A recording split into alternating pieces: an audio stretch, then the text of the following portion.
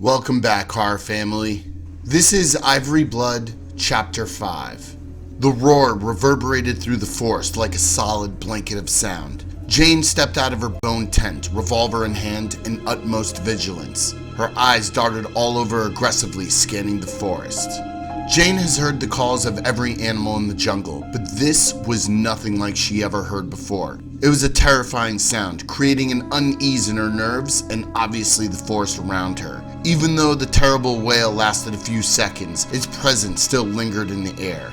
She headed back into her home, gathering her things, placing 2 revolvers in her belt, strapping her hunting knife to her leg, then arranging supplies into her bag. Jane fully stocked pouches and pockets of her leather canvas sack with ammo and gunpowder before picking up her elephant rifle. As she stepped back out into the wild, she listened. The void left after the roar was filled once again with that of teeming life. Jane headed into the direction from where she predicted the sound originated, making her way into the densest part of the forest. Usually this area she tried to avoid due to the various means of ambush, as well as the unpredictable terrain. But her instincts pushed her on. There were villagers and shaman that spoke of monstrous-sized beasts residing in these parts. Things never meant to be seen by the eyes of men. Sniffing the air and following her internal compass, the thicket opened, slightly revealing a forested hill, looming a small stream.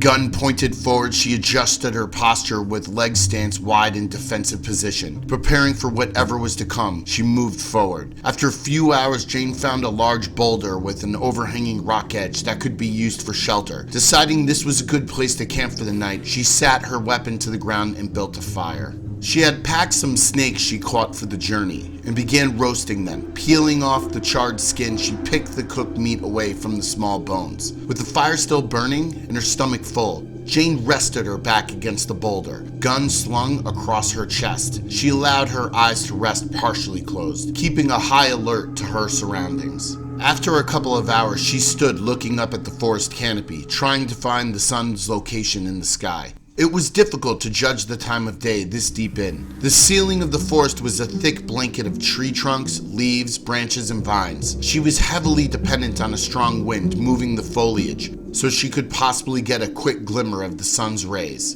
Deciding that she possibly had a quarter of full daylight left, Jane set out once again, trying to make up for lost time. As the day moved on, she could see the little amount of light that leaked from above begin to dwindle. Scanning her location, Jane thought that she would have to find some type of shelter for the night, and then head out when the sun was higher in the sky the next day. Ahead, there was a thick circle of bushes at the base of a large tree. Pushing her way through the brush, she lay with her back against the trunk. Tonight, she would not make a fire. The light would only attract the wrong kind of attention. She wrapped herself up in her hide jacket, gun horizontal to her torso. Jane pulled the brim of her hat down over her eyes and let herself doze off into a light sleep. The sun flickered with a stronger force through the forest the following morning. Jane crawled out of the brush, noticing the improved visibility. Though the area was still darker than most, she was able to place herself back on the desired course. Continuing on her path, she considered what she was doing and where she was going.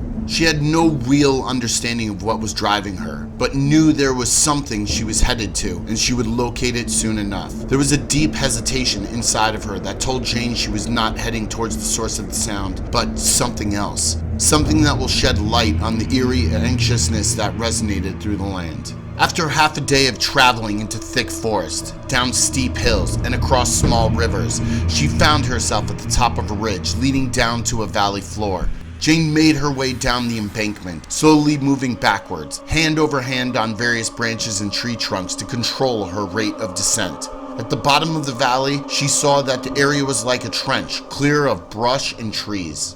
The trees on the hills of either side of her connected to block out the sky. She could see the clearing banked right around the steep hill she just came down from and followed around the curve. As Jane made her way around the other side of the hill, she was forced to take a few steps back in shock of what she saw. A huge hole broke open into the side of the hill at an angle. She stepped to the opening, thinking it was at least the height of 3 men. Looking down at the steep decline in the earth, she smelled a stagnant aroma permeating from within. The acrid smell stung her nostrils, offending her senses. Turning away from the hole to relieve herself from this vile odor, she saw the forest opposite of the opening. The land was flat behind her. and there was a long path of trees torn to pieces. Trunks either uprooted right out of the ground or broken in half, splintered fragments sprayed everywhere. Her astonishment returned once again. She couldn't comprehend what was capable of destroying those thick trunks. These were some of the oldest in the land, yet they look as if something tore through them like they were small branches. She instantly knew this was what she was searching for.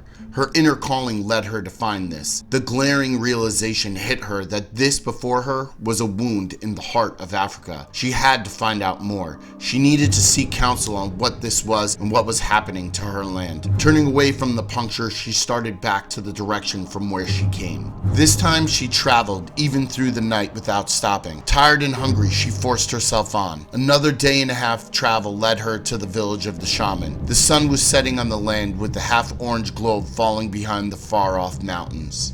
The people in the village seemed occupied as normal, but there was a defeated energy to their tasks. Something was amiss here as well. As she walked through the huts and wooden structures, no one paid her any notice. They saw she was on a mission and did not wish to get in her way. Stepping into the shaman's place of worship was a relief. A small, tent-like structure that was empty except for a smoldering fire in the center. The shaman sat cross-legged with eyes closed in front of the fire, rubbing his hands in the dirt, chanting an ancient ritual. Jane placed her gun and backpack off to the side, sitting across the fire from him. She waited for the shaman to complete his prayer. Jane was in no rush. It felt good to finally rest her feet and legs. "You have seen the scar of Africa," spoke the shaman in his native language. Even though his eyes were still closed, Jane nodded. "The strength of our mother comes from her land and people. Her assault has weakened her grip," he said. "What was she holding?" asked Jane. "There are things from before time. The first god sent away to be closed off into Mother's bosom." She sat in silence as he hummed a soft melodic tone. "Mother's grip has been lost on the monsters of old. The outsiders ravage and lust. She is angry and scared for her people.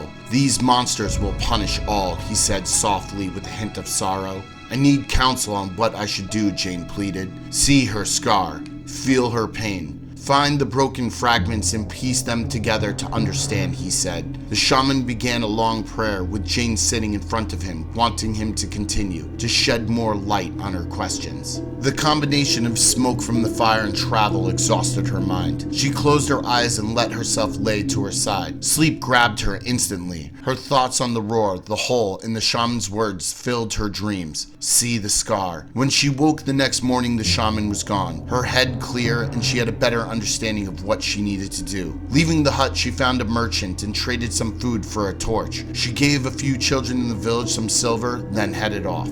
Before her trek back into the deep, Jane found a river bend and cleaned herself off, ate some charred snake she had left over from the other night, then started back out. She dove into the blackness of the jungle, resting for half a day before returning to the opening. Placing her bag and gun near a tree, she grabbed the torch she bought. Jane felt uneasy leaving her belongings, but knew by the sight of the hole and the area she was in that this was a place even the most dangerous of animals avoided. She lit the torch standing at the entrance. The light revealed a portion of the descent down, but it went deep enough that the blackness was overwhelming. Moving slowly over the sloping dirt floor, she scanned the cavern. Roots hung high above her head. Rocks protruded out from the soil walls. Her eyes started to water from the stench that got stronger as she went deeper. Attempting to ignore the smell, she couldn't help but think that there was something unnatural about it, preventing her from tuning it out. The angle down was consistent, the dirt floor turning into a muddy mixture as she moved further into the ground. After a long moment, she was unsure how deep she was, when suddenly she came upon a rock wall. The size of the dirt cavern got much larger, with her torch revealing what looked like stone base of a mountain. A large section had been broken open, exposing a hollow black abyss. She stepped toward the opening, hearing nothing, not even the echo of her breathing.